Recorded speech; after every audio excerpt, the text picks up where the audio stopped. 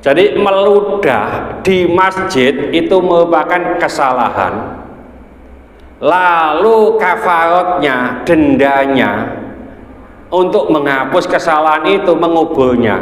Kenapa ini kok menguburnya? Ngapunten, zaman Rasulullah itu kalau sholat itu di pasir, Pak. Nah, meludah di masjid, kalau di sini nggak mungkin Pak meludah, Pak. Sengeni salim ya, Mbak. Sengeni auta. Seandainya kita sholat kepingin meludah, ini ada hadis di Bulughul Maram, meludahlah di kaki kiri. Jadi di pas kiri itu loh Pak, ya ke bawah kiri kalau sampai meludah. Jadi tidak boleh meludah ke depan, karena kita itu berhadapan dengan Allah Subhanahu wa Ta'ala.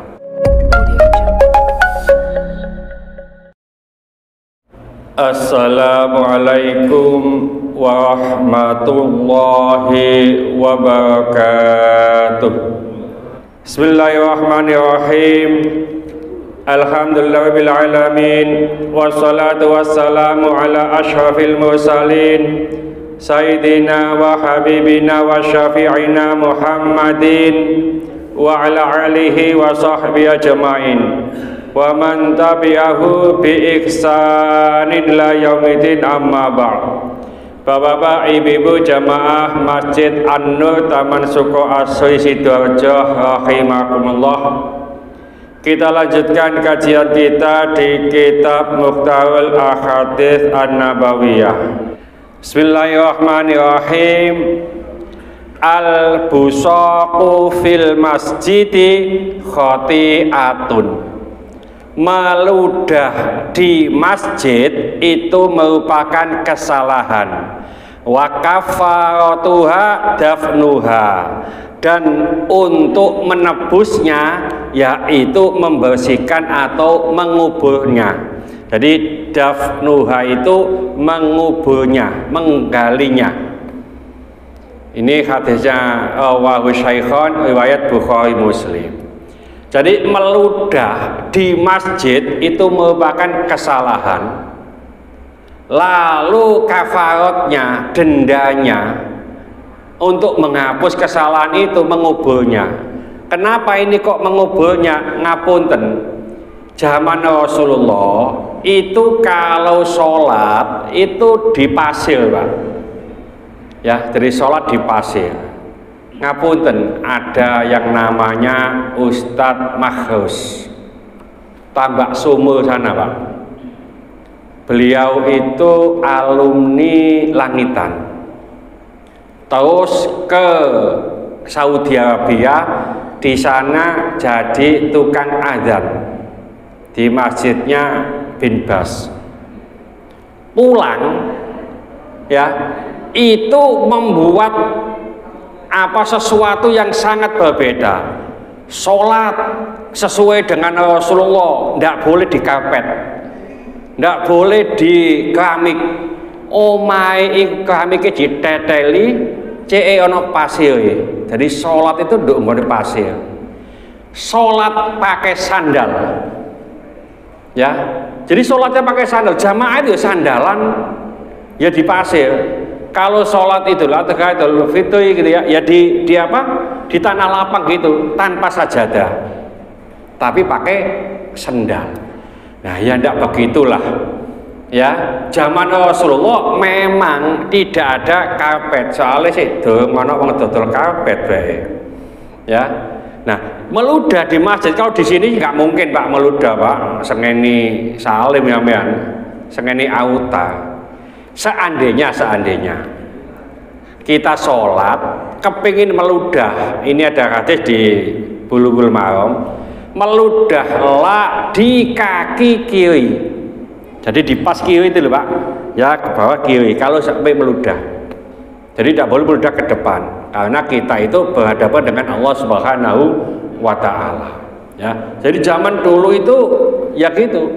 Nah, pas meludah itu kafaratnya ditanam, dafnun, ya. Jadi digali terus ditanam itu bersih. Nah, kalau di sini dibersihkan. Ludah itu najis enggak ya Pak ya? Ya, Ono sing ludah ya. Meludah itu tidak najis. Ya ngapunten Pak Is, masih yo gak najis. Yo Pak Febi kok jadi idoni. Duh. Loh. Gak najis saya gak apa-apa wis. Ya, enggak boleh. Jadi ini tidak najis. Ya. Termasuk air liur. Ngiler itu Pak ya.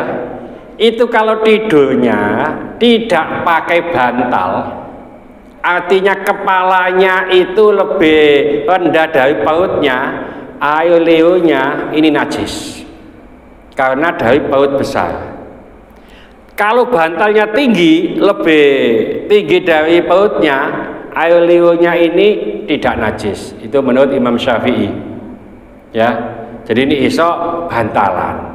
Makanya ngapunten, kalau anak-anak kita tidur di masjid, hati-hati. Kalau bantalan, insya Allah tidak masalah, ya, karena air liurnya itu nggak najis. Nah, umpamane tidur tidak pakai bantal, air liurnya netes ini najis. Nah, najis itu, ya, kotoran. Kalau tangan kita kering, memegang kotoran kering, itu nggak najis. Jadi umpamane ngapunten kalau di Saudi Arabia itu kan banyak kotoran unta, Pak. Tapi di sana kering karena panas. Nah, zaman dulu kan sendalnya itu apa seperti sendalnya marinir gitu. Sepatunya marinir jadi panjang apa talinya di atas sampai ke atas. Tapi kerawang-kerawang tipis. Jadi masih kelihatan apa kulitnya. Ya, bukan sepatu seperti itu, tapi talinya sampai atas, makanya sholatnya itu udah dilepas, Pak. Ngelepasnya sulit, lama. Ya, nah itu kena kotoran unta nggak najis. Kenapa? Karena sama-sama keringnya. Nah ini kene telek lentung, ya telek kucing. Ya tempat saya itu banyak kucing soalnya, ya basah. Terus ini juga basah. Ya ini najis.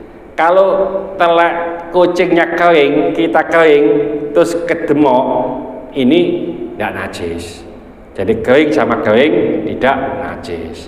Iki ini cerita Ustaz gak iso mangan iki. Wis siap dah, jalan. Ya. Mudah-mudahan sedikit ini dibarengi hidayah oleh Allah Subhanahu wa taala. Mudah-mudahan segala hajat kita dikabulkan Allah, segala kesulitan kita dibantu oleh Allah. Mudah-mudahan anak-anak kita menjadi anak soleh solehah, taat kepada Allah, patuh dan nurut kepada kedua orang tua. Dalam kasih keturunan, mudah-mudahan Allah berikan keturunan yang soleh solehah. Dalam kasih jodoh, mudah-mudahan Allah berikan jodoh yang soleh solehah. Mudah-mudahan di antara kita, keluarga kita, haditolan kita, tetangga-tetangga kita yang saat ini sedang sakit, baik di rumah sakit maupun di kediaman, mudah-mudahan Allah cepat mengangkat penyakitnya, menyembuhkan penyakitnya, dan mudah-mudahan Allah memberikan kesabaran kepada yang sakit, dan dengan kesabaran ini mudah-mudahan Allah mengangkat seluruh dosa-dosanya, dan mudah-mudahan Allah mengampuni dosa-dosanya orang yang mendolimi kita. Al-Fatihah. Bismillahirrahmanirrahim. Wal asri innal insana lafi khusrin illa alladziina amanu wa 'amilus solihati wa tawassaw bil haqqi wa tawassaw bis sabr. Subhanakallahumma wa bihamdika asyhadu an la ilaha illa anta astaghfiruka wa atubu ilaik. Wassalamualaikum warahmatullahi wabarakatuh.